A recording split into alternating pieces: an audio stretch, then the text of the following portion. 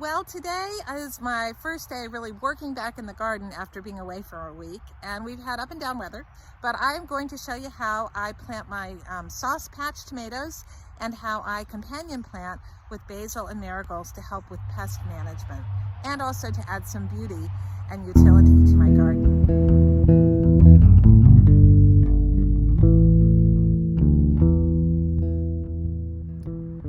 For those of you who've watched before, you know that my garden is a no-dig garden. And this garden I've been working on developing for the last 2 to 3 seasons.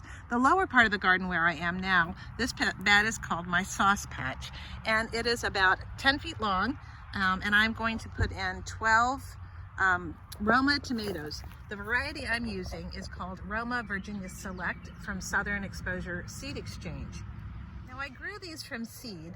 They had a little bit of a hard time getting started, so a little undersized, but I think they're going to be just fine for planting.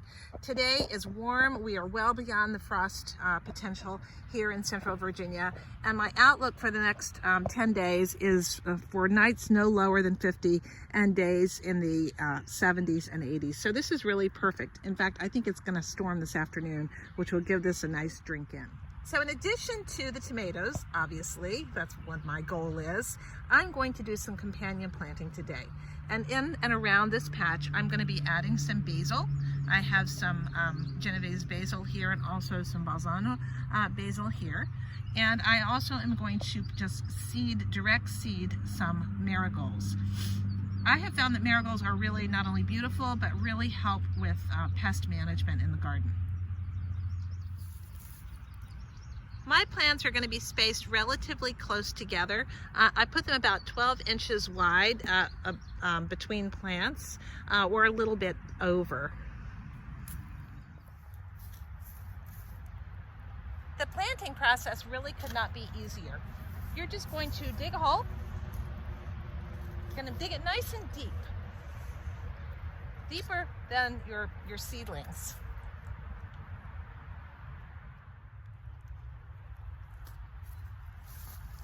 So once you've got your hole dug nice and deep, I usually pour in a little bit of eggshells. These are my crushed eggshells, just to add additional calcium into this area.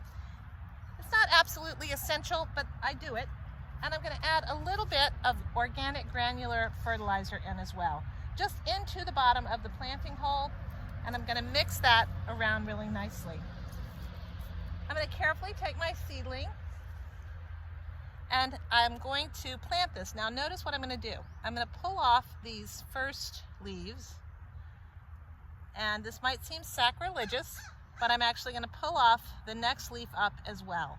I'm going to plant this all the way up to that next leaf because each one of those tiny little hairs is going to end up creating a root, and I want a really nice deep root system on these little plants. So I'm going to plant this nice and deep. Just going to fill in the hole, backfill. Well, I should have planted that a little deeper. I'm going to plant that deeper. You can always adjust, but you can't adjust afterwards. So here we go. In you go, little plant. There you go. That's going to be much better. This is nice, rich soil. I actually created this bed out of a tree stump that was ground up. It had some soil in it, and it sat for about a year. And I poured fish emulsion, and I put high nitrogen fertilizer, blood meal, into it to help it begin to compost in place. And ultimately, when I planted this for the first time last year, it really planted up nicely. And I was very, very pleased with how the tomatoes turned out. So hopefully I'll have another really good year of these tomatoes. So that's how you plant a tomato. It's super easy. Dig your hole. Add some crushed eggshells if you've got them. Add some organic slow release fertilizer if you've got it, and plant your plant. Plant them about at least a foot apart and you should be okay. So I'm going to have 3 plants between the first 2 supports and 3 between the next. And I will show you later in a few weeks how I'm going to create the Florida weave and support these plants. It's really a great system, especially for determinate tomatoes.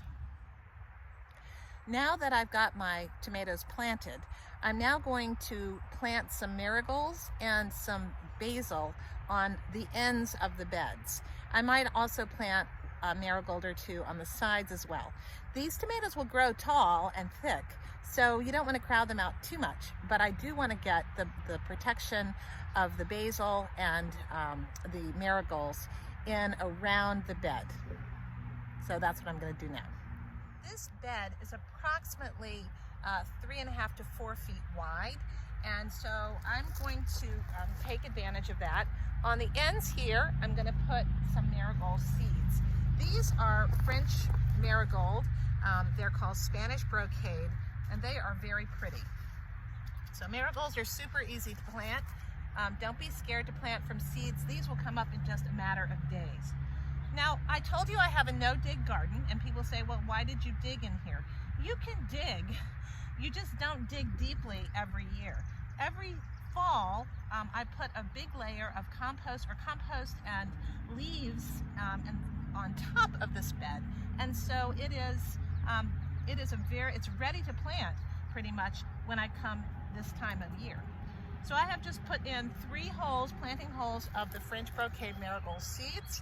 I'm going to put the remaining seeds back in here for right now. Marigolds are so fun to grow. The next thing I'm going to do is I'm going to plant 2 plugs of basil. These are in the center on the end. Now these plants will grow up and they will definitely flop into the aisles, and I'm perfectly fine with that because I like that look of a garden spilling over. Each one of these plugs has a couple of plants. I'm just going to let them start and see how they do. Easy peasy, dig a little hole, stick in the plug, oops, cover it in, and there you go. Another plug of basil goes here. This Bolzano basil is just beautiful. It grows really tall, it's super fragrant, and I harvested it all last summer, made loads and loads and loads of pesto and ensalada caprese, all sorts of good things all summer, and it lasted really until the frost. I just kept pinching off the blooms, but it grew to be quite tall. This basil will likely outlast these tomato plants in terms of growing. So I'm just going to plant the final bit of marigolds on this edge over here. I'm planting them close to the border of the bed because, again, these tomato plants are going to fill out and grow quite large. So let's see, let's go with the French marigolds again. Just going to plant a couple of seeds in each hole to ensure I get some germination in here. But my experience with marigolds is they are easy peasy to grow. They grow like crazy around here. They last until it frosts, and you have some beautiful, beautiful plants. All right, so next I'm just going to water this in. And then I am going to put straw mulch all around my plants. I really don't want any bare soil showing. I will wait to mulch the marigolds until they start coming up. And I'll pull a little bit of mulch around these basil plants. And that's really all you have to do to plant your sauce patch. I call this my sauce patch because guess what? These are Roma tomatoes and they make great sauce. Roma tomatoes, for sauce, I really like to use determinate varieties. Those are varieties that grow to a certain height. They produce their fruit pretty much all at once over the course of maybe 3 weeks. And then generally they die back. But these seeds I got last year from the Southern Exposure Seed Exchange, which is a small company here in Virginia. They died back after they produced their crop, but they kept producing more tomatoes, and so I just let them go.